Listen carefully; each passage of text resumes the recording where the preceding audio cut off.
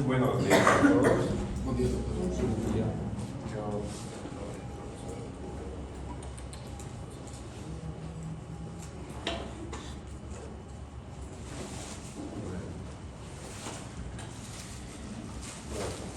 Yo me llamo Yasmani Josué Alonso, soy pediatra, también nefrólogo pediatra y también me dedico al trasplante renal y soy magíster en investigación. ¿Ya? Conmigo vamos a ver el módulo de nefrología, ¿no? Vamos a hacer hincapié sobre ciertos aspectos y otros aspectos no tanto, porque tal vez toda su carrera no lo vayan a ver. Me comentaron que tengo que informar desde el plan global operativo para esta gestión o este semestre. Las teóricas de este grupo son de las 7 de la mañana a 8:30. Existe 15 minutos de tolerancia, o sea, hasta 7:15. ¿Ya? Posteriormente la puerta se cierra y ya, se acabó ahí. ¿Ya?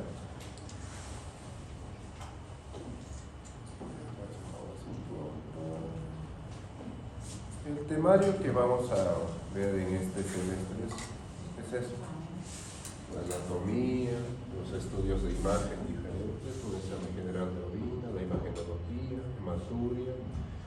De esas patologías que ven, por ejemplo, ahí, nefropatías congénitas hereditarias, vamos a hacer énfasis a ciertas enfermedades que son más comunes, no a todas.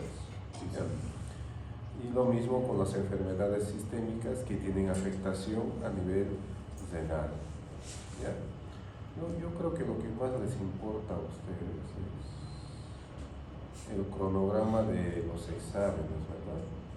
Porque esta medida que vayamos avanzando, yo les voy a decir, para el siguiente tema o la siguiente clase vamos a ver esto y esto. ¿Ya?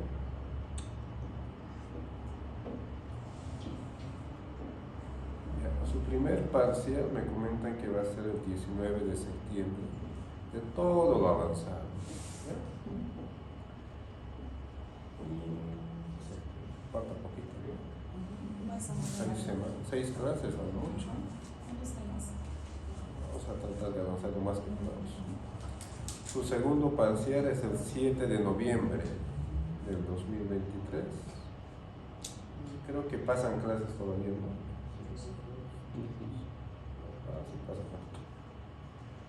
Y su examen final es el 5 de diciembre. La segunda instancia, 3 días después, y el examen de mesa, 4 días después. Así que dependerá eso de ustedes. Sí.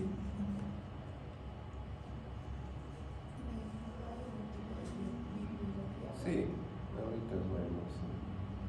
Los libros que sugiere o recomienda la universidad son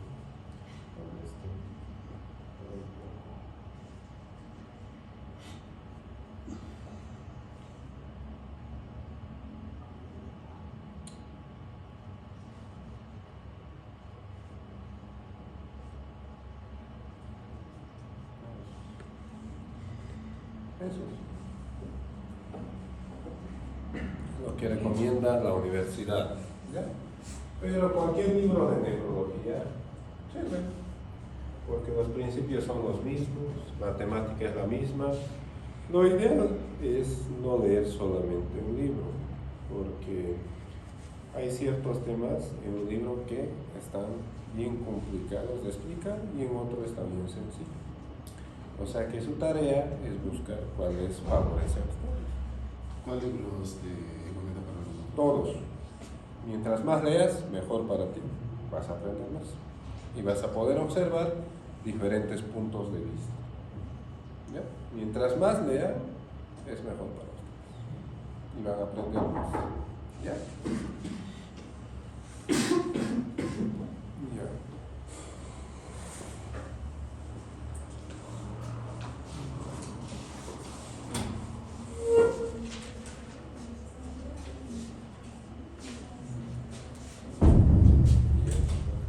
En esta primera clase vamos a observar o revisar un poco de la anatomía y fisiología renal. No vamos a revisar profundamente, porque eso de anatomía lo vieron todo el primer año de medicina. Fisiología, todo el año, segundo año de medicina. Entonces nos vamos a enfocar a ciertos parámetros o puntos que quiero que se acuerden y que les va a servir para entender un poco mejor la metodología. ¿Ya? Antes de eso, en una hojita van a anotar todos sus nombres. ¿Ya? Poner en la lista, por favor. ¿Ya? Bueno, anatómicamente el riñón, como pueden observar, tiene una forma de habichuela, ¿verdad? ¿Localizado dónde? En el abdomen.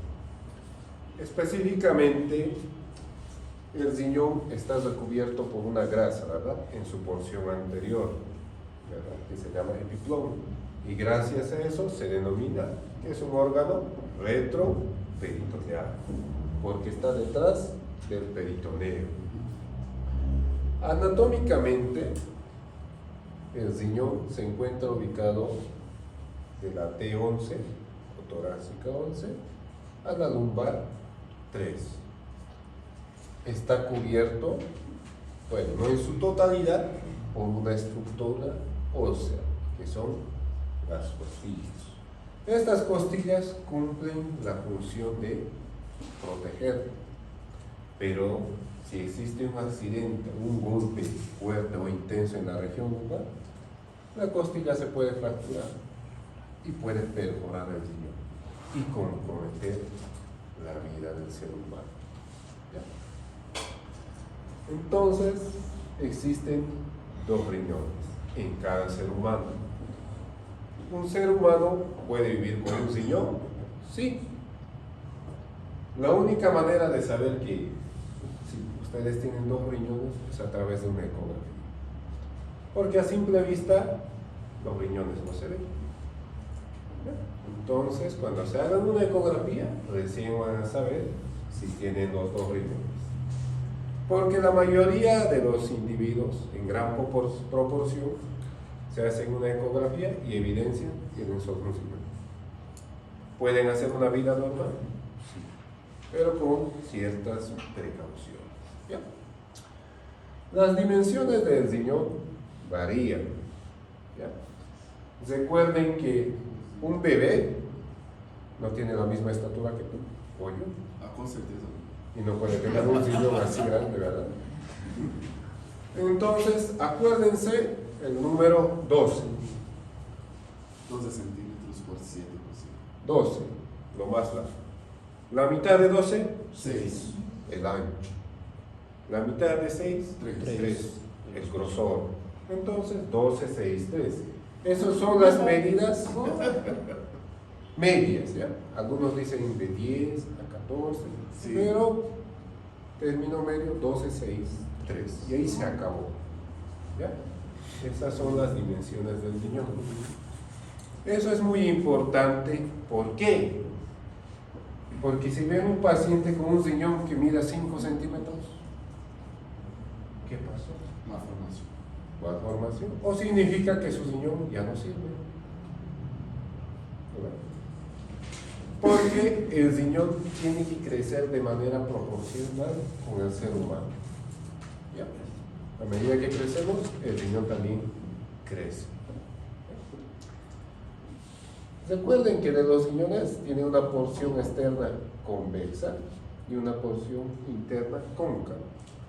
Esto es muy importante, ya que en la porción interna cóncava se encuentra el ilio. Y recuerden que el ilio es el sitio por donde ingresan los grandes vasos sanguíneos, como la arteria renal, la vena renal, el plexo nervioso, los ganglios linfáticos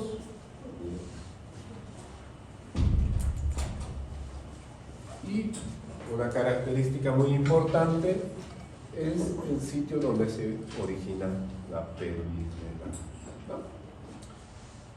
Perdón, ¿por se origina? ¿Qué? Pelvis renal. Sí, sí. Debajo de la pelvis, ven estos dos tubitos, se denomina uretes. Es para cada riñón. Función, transportar la orina del riñón hacia la vejiga. La vejiga es una bolsita que cuando se llena tenemos ganas de orinar. ¿Ya?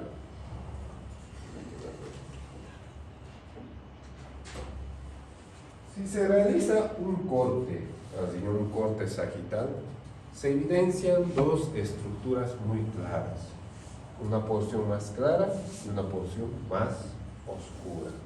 ¿Ya? La porción más clara o periférica se denomina corteza y la porción más oscura se denomina médula. ¿Ya? Si se observa esta parte al microscopio, lo que se observa es esto.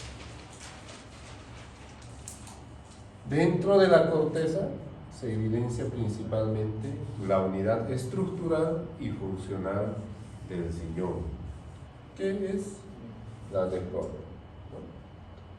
Para cada riñón aproximadamente existe 1 millón para cada riñón. Y esta es la unidad funcional que cumple casi todas las funciones del riñón. Por ejemplo, cuando existen procesos infecciosos de la vía urinaria, cualquier proceso infeccioso destruye esto. Y lo malo es que el riñón no tiene esa capacidad de regenerarse. Una vez destruido esto, muere el número de nefronas. Por eso, cuando existen infecciones urinarias recurrentes, existe deterioro de la función renal y pueden terminar en diálisis. Porque esto se destruye y eso no se regenera nunca. Hasta la fecha actual no existe medicamento o terapia que haga que esto se genere. Por eso tenemos tantos pacientes en unidades de diálisis, ¿no? Miles. Y es un gasto económico muy alto para el país, a cualquier país. ¿Bien? Como les mencionaba, la única forma de ver el riñón, ecografía. Lastimosamente. La porción periférica, la porción más oscura la corteza, la porción media, la médula y la porción central, la pelvis renal. ¿Ya? Cuando les den una ecografía, miren las imágenes. Antes de leer el informe, siempre miren. Un riñón normal tiene esta estructura, la porción periférica oscurita, todo homogéneo. Cuando existen cicatrices, se van a poder observar como manchas blancas. ¿Ya? Y acá, pues, el peso aproximado se refiere que en sexo femenino va de 115 a 155 gramos. Y en los hombres un poquito más pesado, ¿no? De 125 a 170 gramos. ¿Ya? Algo muy importante también es que el riñón derecho está un poco más abajo que el izquierdo. Eso debido a la posición del hígado. ¿Ya? Dentro de las funciones del riñón, yo creo que una de las funciones más importantes es el filtrado glomerular o depuración o aclaramiento de sustancias, ¿no? En este caso, sobre todo cuando hablamos de depuración, filtración o aclaramiento, hablamos de la creatinina, ¿no? Pero existen todas las sustancias como urea, sodio, potasio, ¿no? Tienen su filtrado y su aclaramiento. Pero antes de hablar del filtrado glomerular, hablaremos de la vasculatura renal. En condiciones normales, la cantidad de sangre que llega al riñón es aproximadamente 22% del gasto cardíaco. Si revisan la literatura, algunos dicen 20, otros dicen 25 y el Guyton dice 22%. ¿Ya? Lo cual corresponde aproximadamente a 1.2 litros de sangre por minuto. Toda esa sangre ingresa, primeramente sale del corazón va a la aorta, de la aorta viene la aorta torácica descendente y la aorta abdominal. La aorta abdominal da origen a la arteria renal, ¿no? La arteria renal continúa su trayecto, se divide en arteria segmentaria. Las segmentarias se dividen en las interlobales. Las interlobales continúan con nombre de arcuatas, en forma de arco, por eso se llama arcuatas. Y posteriormente las arterias arcuatas se subdividen en las arterias interlobulares. Y la arteria interlobular es lo que origina la arteriola aferente del riñón. Posteriormente la arteriola aferente se hace su división y da origen al capilar sanguíneo, que en este caso se llama glomérulo. Pocas palabras, la nefrona es un glomérulo, o diré, la nefrona es un capilar sanguíneo, nada más. Es un vaso sanguíneo modificado. Posteriormente, después de su división, se vuelve a unir y da origen a la arteriola eferente. Esta división que observan acá, la arteriola aferente, el glomérulo y la eferente, es muy importante, ya que los cambios en el diámetro de estas dos arterias regulan la cantidad que se va a filtrar. Por ejemplo, cuando existe un choque hipovolémico de cualquier causa, quemadura, hemorragia, esta arteriola genera una constricción y la cantidad de sangre que se filtra es menos. Por eso los pacientes cuando están chocados o hipovolemia no orinan, porque la cantidad que llega aquí es menos, porque esa cantidad de sangre la que tiene que ir es al corazón o al cerebro para mantener vivo al individuo. Eso es lo que ocurre. Por ejemplo, las enfermedades como por ejemplo la hipertensión primaria genera daño a esa arteriola aferente, genera un daño continuo haciendo que se forme una aterosclerosis. Y la aterosclerosis, recuerden que el diámetro disminuye, genera hipoxia y la hipoxia poco a poco va dañando el riñón. Y así podemos mencionar todas las enfermedades en qué segmento afecta. Pero la mayoría afecta a esto. Por ejemplo, han debido escuchar el síndrome nefrótico, ¿verdad? Sí. El daño está aquí, en el glomérulo. Lo mismo que en el síndrome nefrítico. Las vasculitis. ¿Qué es esto? Un vaso sanguíneo. Y cuando hay inflamación, pues se da menos. Es un vaso sanguíneo. Por eso todas las enfermedades sistémicas como la vasculitis, la granulomatosis de Weniger, Schur-Strauss, poliangitis, dañan eso. Entonces esta estructura es muy importante para el ser humano. ¿Ya? La arteriola eferente, como pueden observar, no termina aquí en su circulación, se ramifica en capilares que van alrededor del tubo para completar la función de reabsorción, secreción de sustancias a nivel tubular. Posteriormente estos capilares se juntan, dan origen a la vena interlobular. Lo mismo, ¿no? Solamente que en ese caso ya se llama vena. Y todo el drenaje se realiza a través de la vena renal. Y de la vena renal a la cava inferior y nuevamente a la circulación sistémica. También hay muchas enfermedades, por ejemplo, que afectan solamente a un vaso sanguíneo, como la estenosis renovascular. Y la estenosis puede estar aquí, aquí, aquí, aquí. Acá sí podemos dar tratamiento, ¿no? Le podemos dilatar. Pero si imaginan hacer aquí un tratamiento, no se hace. No hay tratamiento. Lastimosamente es eso. ¿Sí? Entonces esa es la vasculatura renal, nada más. ¿Ya? Algo muy importante respecto a la vasculatura renal es el glomérulo, ¿verdad? Que es la unidad funcional del riñón. Tiene una estructura muy compleja, muy diferente, y única del riñón. Algo muy interesante es que este vaso sanguíneo o capilar sanguíneo tiene 3 capas. Estas 3 capas le ayudan a cumplir sus funciones. ¿Ya? De lo más interno a lo más externo, las capas son primeramente el endotelio.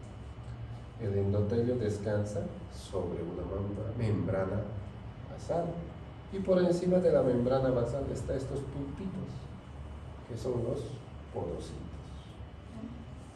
¿Ya? O porocitos, capapodocitarios. Estas células, miren, aquí está una microscopía electrónica, no están solitas, ¿no? Existen varias, están conectadas unas así. Y están conectadas por uniones, ¿verdad? En histología vieron que existen uniones estrechas, uniones comunicadas. Estas están comunicadas entre sí. ¿Ya?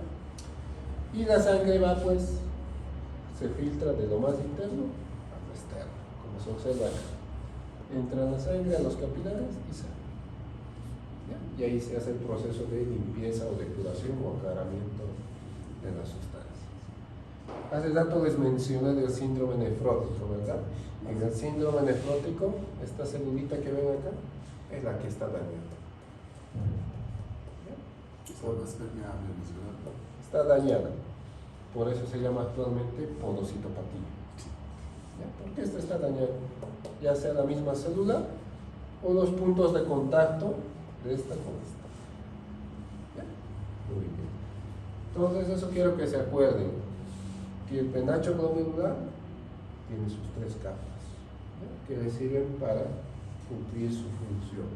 ¿Ya? Han debido ver que la filtración glomerular se evalúa de diferentes maneras, ¿no? Hay 1000 fórmulas que han debido ver, hay calculadoras, hay manualmente, todas sirven, pero dependiendo para qué lo vas a usar o para qué lo necesitas, ¿no? Esas son todas las fórmulas que existen. ¿Ya? ¿Pueden utilizarlas todas?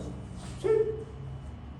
Pero si van a un determinado hospital y usan más, digamos, pues háganlo. No creo que hagan nada.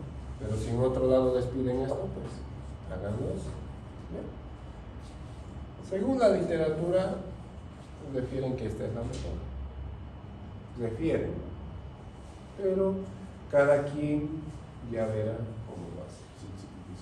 ¿Ya? Eso sáquenle una foto porque tienen que aprender a hacerlo. Y lo van a hacer con los pacientes. ¿Ya?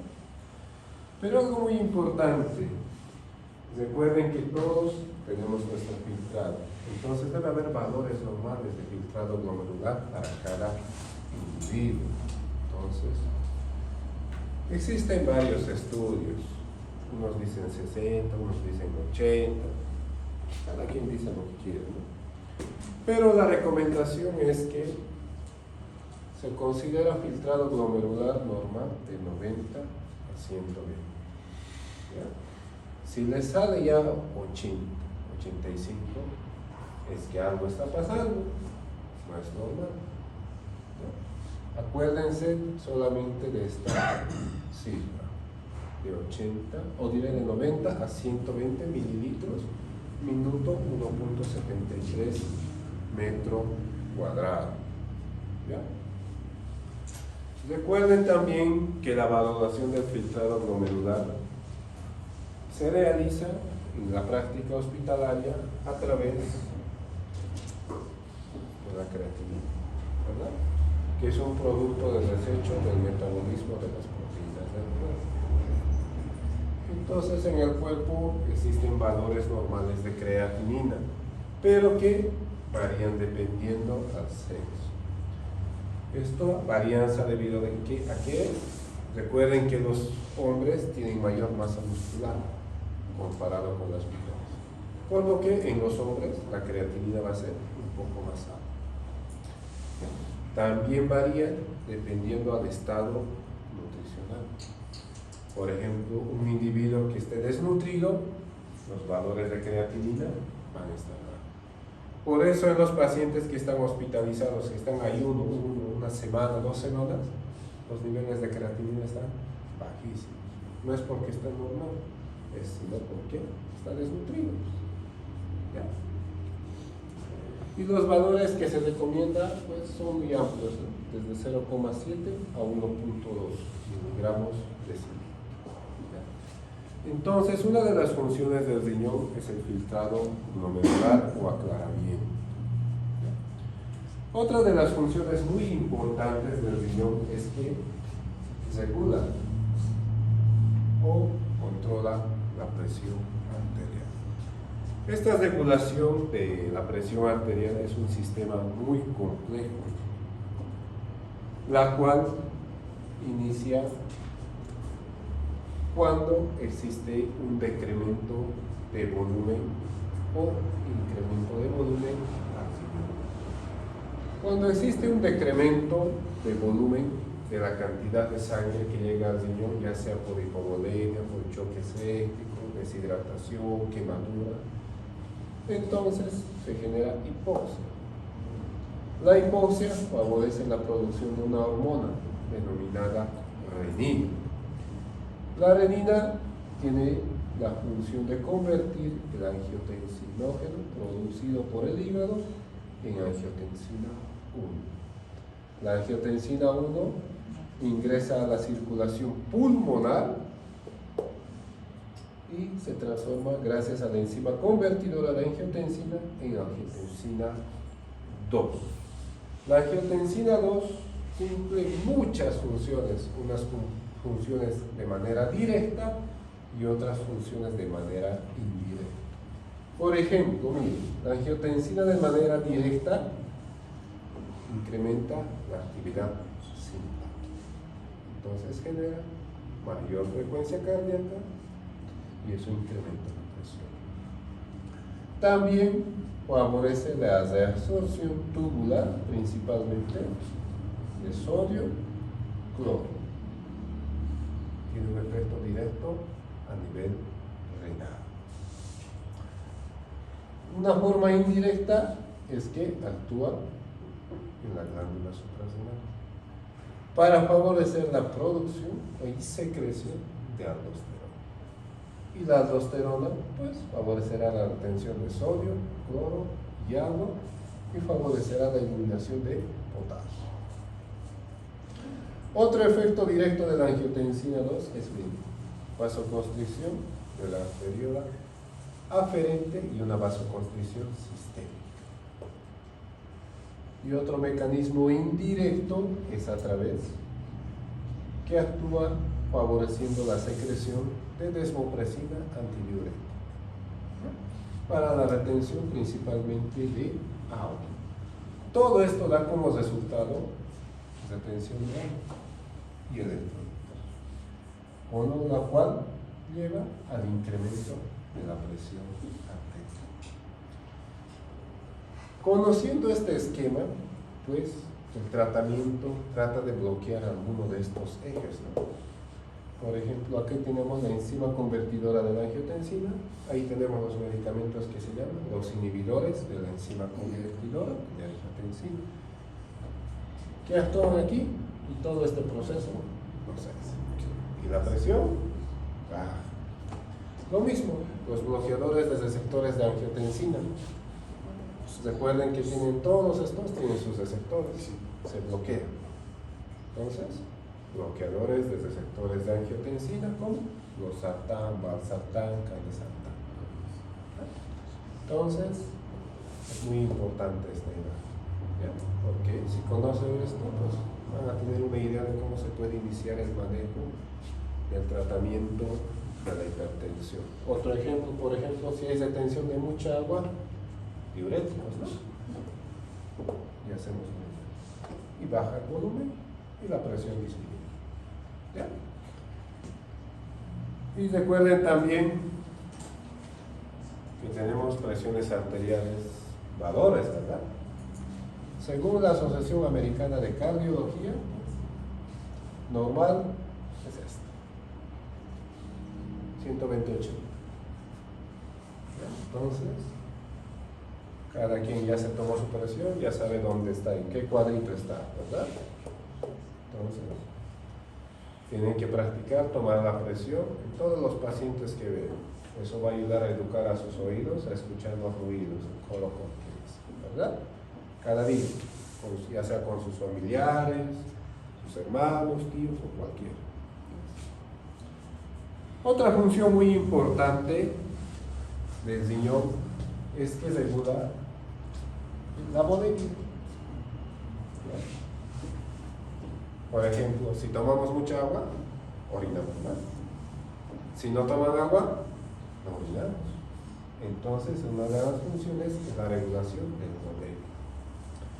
Otra función muy importante es que el riñón se encarga de regular todos los electrolitos del cuerpo: sodio, potasio, cloro, calcio, fósforo, magnesio.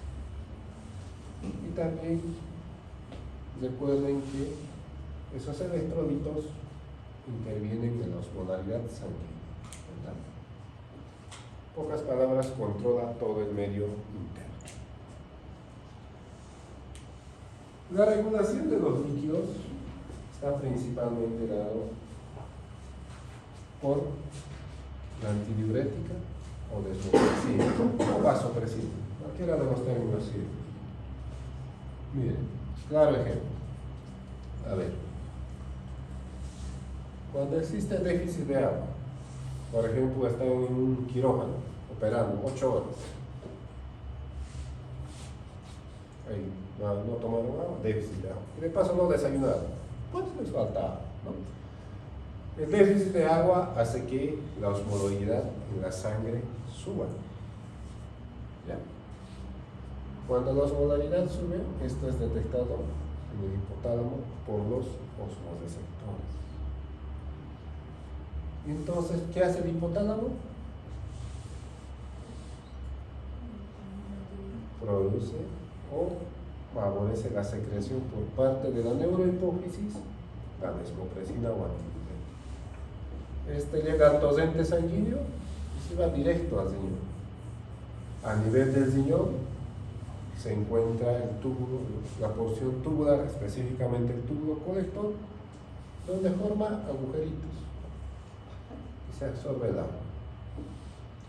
Y la osmolaridad disminuye y la cantidad de orina disminuye, porque el mismo organismo está reteniendo para que no se pierda.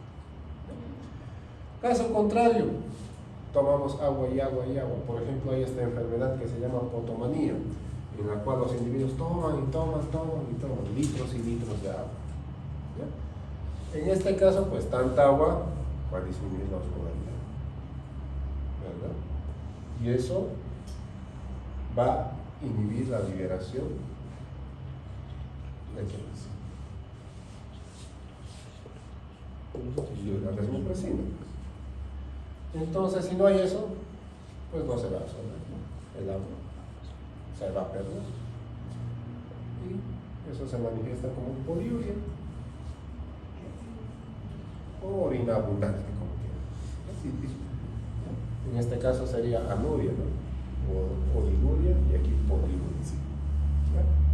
Entonces, esa es una forma de regular la volemia o el volumen en el cuerpo por parte del riñón.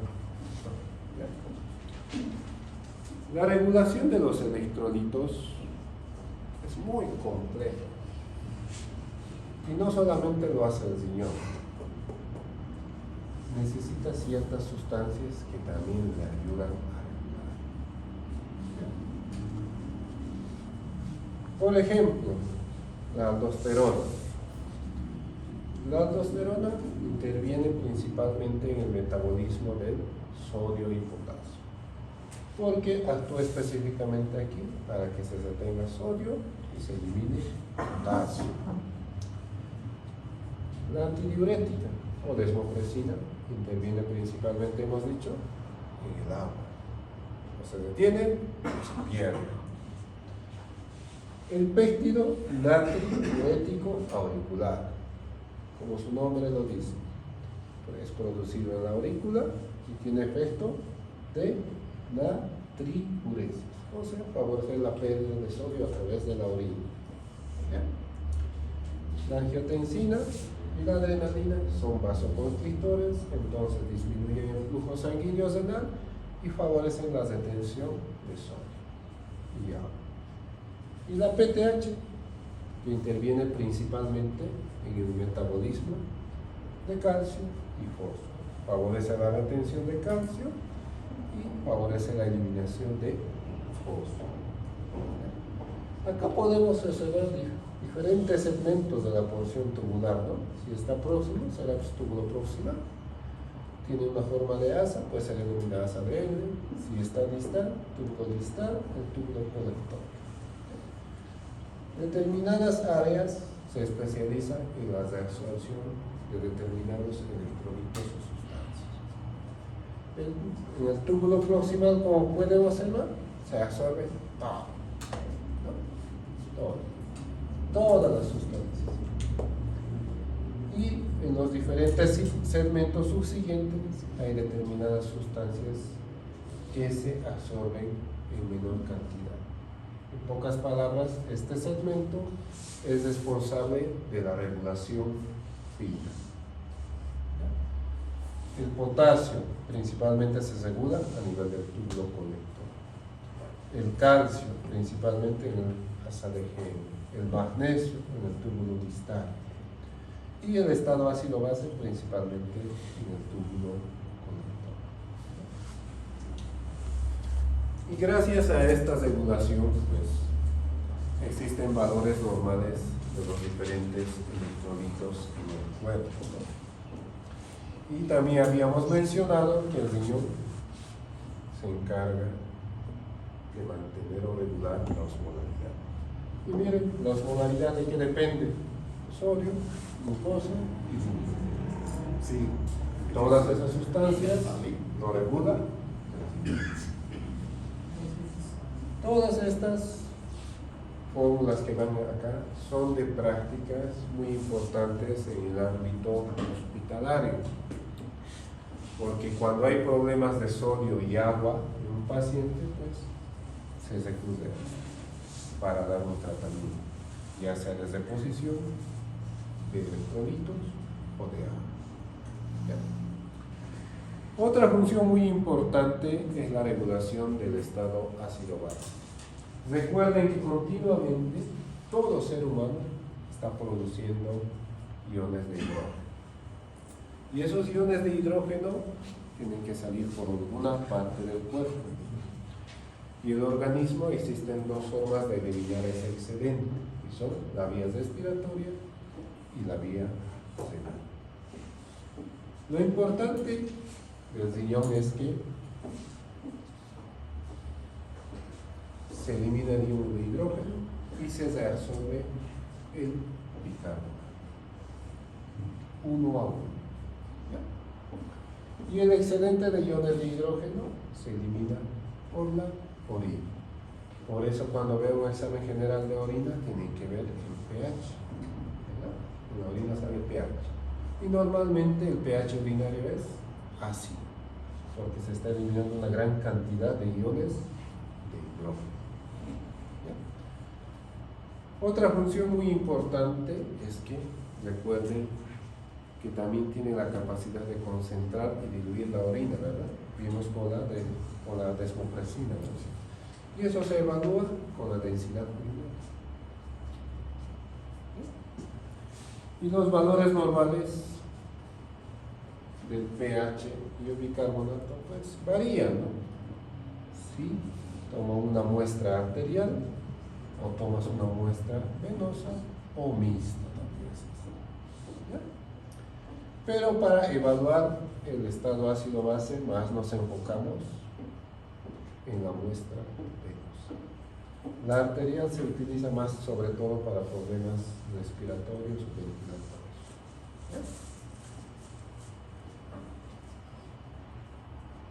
Otra función del riñón es que produce hormonas, que son muy importantes. ¿Ya? Una de las hormonas que se produce y que se ha utilizado harto en la pandemia del COVID, la vitamina D, para subir las defensas y todo eso. Normalmente la vitamina D ingresa al cuerpo de dos maneras.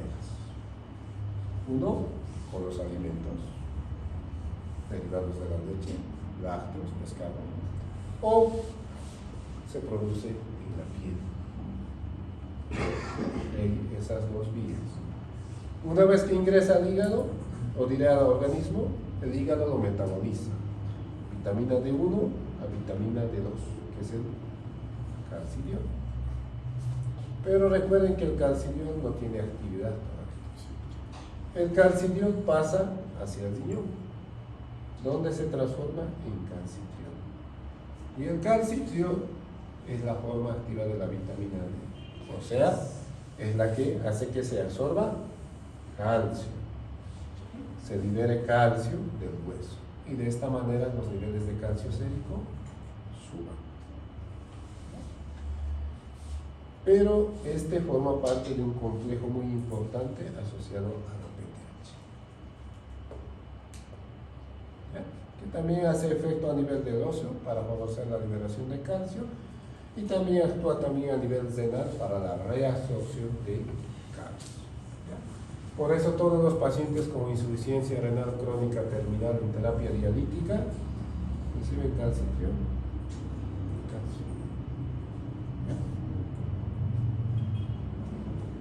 Por ejemplo, actualmente hay niños o bebés que nacen de 1 kilo y medio, ¿verdad? Pero se encuentran ahí en la terapia intensiva, ¿verdad? Ya sea por bajo ventilación o alguna cosa. Y están meses, semanas y meses, ¿no? Y no reciben esta exposición. Y hacen hipocalcemias, convulsionan por déficit de vitamina D. Por eso es muy importante la exposición al sol, por lo menos una media hora diaria, ¿no? Para eso. Y los valores normales, pues, se sugieren que estén alrededor de 30 nanogramos mililitros, ¿no? También nos podemos intoxicar con vitamina D, sí, y también puede ser insuficiente. Otra función muy importante es que recuerden que el riñón produce una hormona muy importante para la producción de eritrocitos, ¿no? Por eso se llama eritropoyetina. Cuando existe hipoxia, se produce, la eritropoyetina va a la médula ósea y empieza a producir o estimular la producción de glóbulos rojos. ¿Ya? Y otra función poco conocida o no muy frecuentemente es la producción de glucosa. El riñón también produce glucosa y convierte, específicamente utiliza la glutamina para transformar a glucosa. Y de esta manera, en los ayunos prolongados, ayuda. Pero el órgano principal para esto pues, es el hígado, pero también apoya. Y esto se puede observar con más frecuencia en los recién nacidos. Ahí es donde cumplen la mayor función.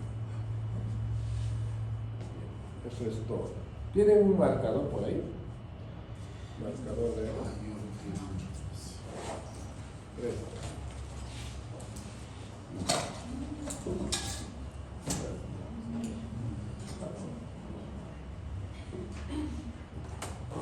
ya. Entonces, vamos a enumerar aquí las funciones del riñón. Hemos dicho primero el filtrado glomerular, ¿verdad? Sí. ¿Cuál es la otra función? Regulación de pH. Ayuda en el control del volumen, ¿verdad? Otro. El control de la tensión arterial. Otro. Hasta Los electrolitos, ¿no?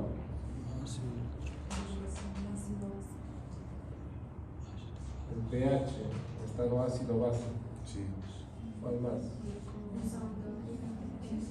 Endógeno. Profesor de él fue en China. En endógena vimos dos, ¿no? Vitamina D y EPO. ¿Qué más? Y la producción de glucosa, ¿no?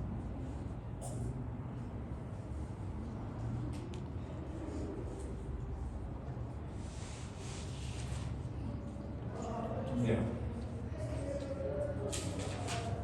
El filtrado glomerular, ¿cómo lo vamos a valorar?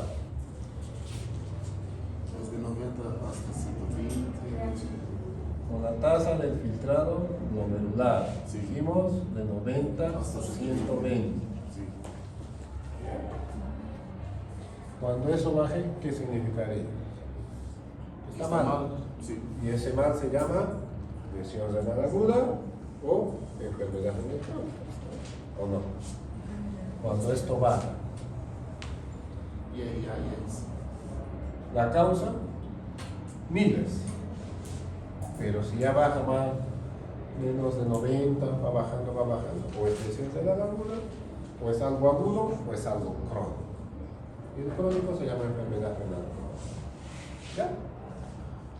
Recuerden que el producto del filtrado glomerular es el aclaramiento. ¿Sí? El aclaramiento que es la creatinina y de eso sale eso. Pero ese filtrado glomerular da origen aquí, orina. ¿Verdad? Entonces, clínicamente esto podemos ver, o sea, clínicamente observando sin laboratorio es volumen urinario. ¿Verdad? Se puede valorar.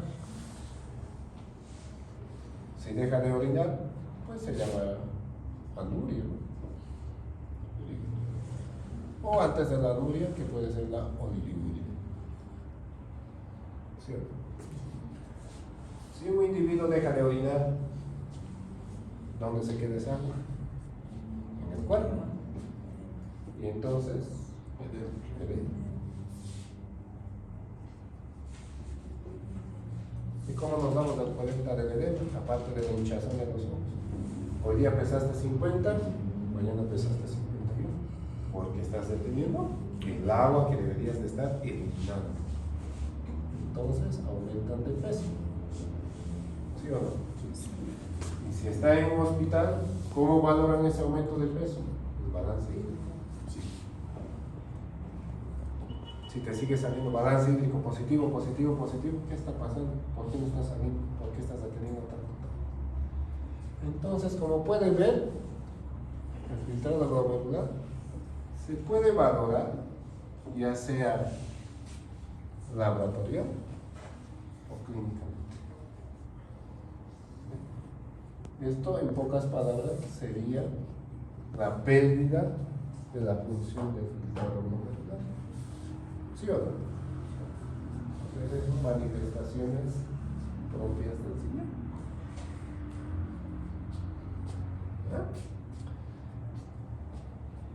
El volumen. Si el riñón falla, pues vas a tener, pues sí, se va a llenar de agua. Lo mismo. ¿O no?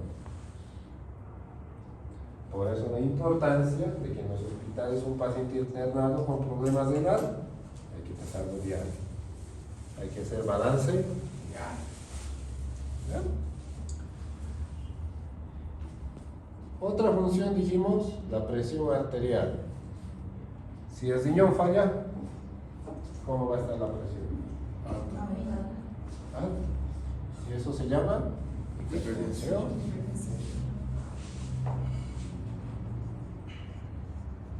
Y la presión alta puede ser, como han visto, desde una urgencia, emergencia o solamente de urgencia.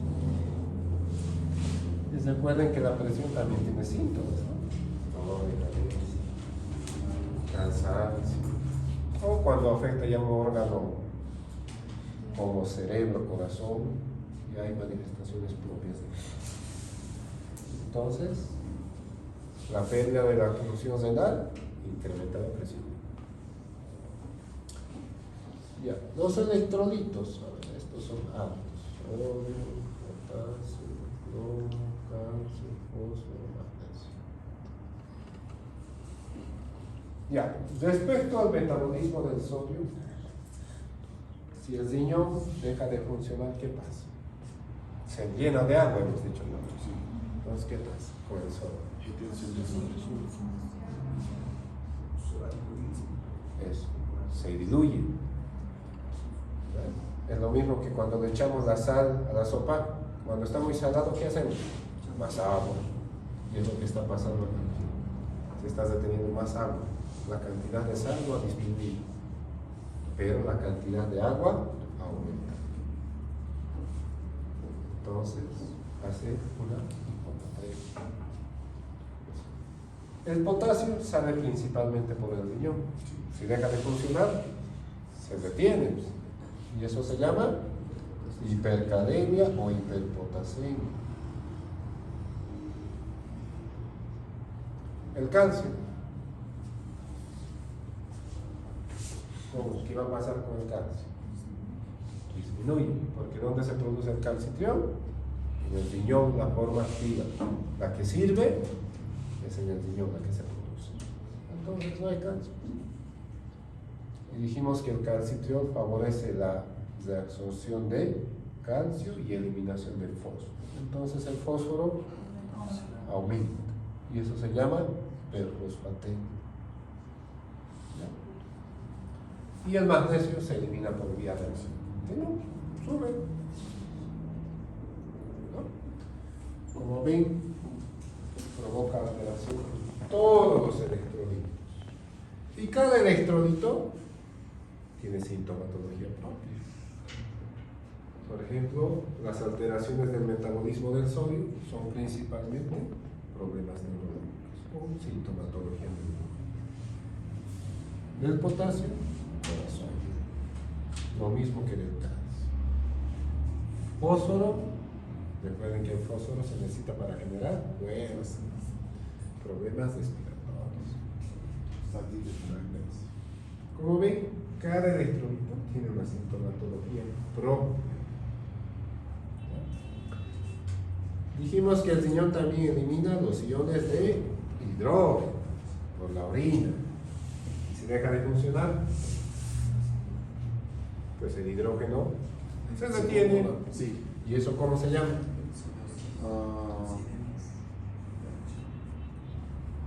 Acidosis, pues, ¿no? Cuando acidemia. Porque dijimos que menor a 7.35 es acidosis. Entonces el pH tiene que bajar, ¿no? Sí. Porque si sube se llamaría acidosis. Y eso se manifiesta como una acidosis metabólica. Por eso esos individuos que acuden con diarrea, de quién sabe cuánto tiempo, respiran así. Ese es un mecanismo de compensación para eliminar el exceso de CO2 porque el riñón ya no está funcionando, ¿no? Está funcionando menos. ¿Ya? Respecto a la vitamina D, el calcio. Y si no hay eritropoyetina, ¿qué va a producir? Anemia. La hemoglobina disminuye porque no tiene el estímulo que le dice produce eritrocitos. ¿No? ¿O no? La ¿Qué tipo de eritropoyetina anemias de este tipo entonces? es degenerativa. ¿Por qué? No hay eritropoyetina. Degenerativa. A degenerativa. Degenerativa. Sí, ¿por qué no se puede regenerar? Porque no existe este estímulo. Y pues los problemas de la glucosa generalmente no se ven porque el principal órgano que regula la glucosa es el hígado. El riñón ayuda un poquito. ¿Ya? Entonces, como pueden observar, los síntomas, las manifestaciones clínicas de un problema renal son muchas. Y si saben buscarlas, las van a encontrar. Pero si no saben buscarlas, ahí se van. Son tantos solo de una función. Cada uno son altísimas, ¿no? Pocas palabras, el riñón se encarga de controlar el medio interno. en los hospitales que vemos? Agua, y electrolitos y un antibiótico. Casi todos los pacientes, ¿sí o no? La mayoría. Entonces, tienen que aprender a conocer. Tienen que ver, revisar qué hace el sodio en el cuerpo, qué hace el potasio, qué hace el calcio, qué hace el fósforo, qué hace el magnesio. Porque cada electrolito cumple una función, no están ahí por ahí, cumple una función específica y esencial para el cuerpo. ¿Ya? A ver qué más. Ya, solo eso. ¿Preguntas o dudas?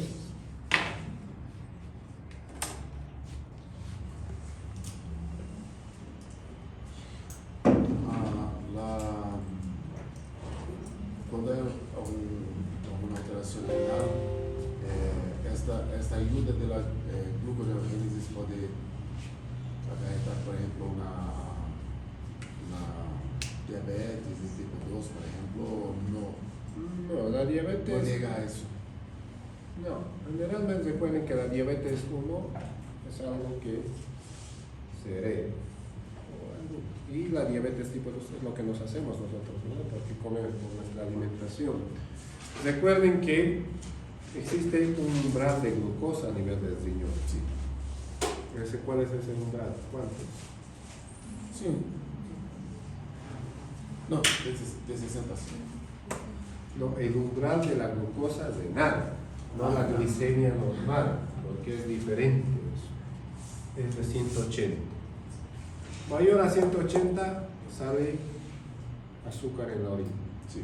Y las hormiguitas vienen por eso. Cuando hacen orina ahí en el campo y van las hormiguitas es porque hay azúcar. Por eso. Ese es el umbral. Y cuando ya hay ese umbral, empieza a filtrarse azúcar por el riñón. Y el riñón va hacia el azúcar, se inflama y se destruye. Por eso, las principales causas de enfermedad renal crónica terminal a nivel mundial son diabetes e hipertensión. Es por eso que estaba. Gracias. Porque todos, cuando vayan a la diálisis, pregunten a los pacientes, La gran mayoría son todos son diabéticos. diabéticos.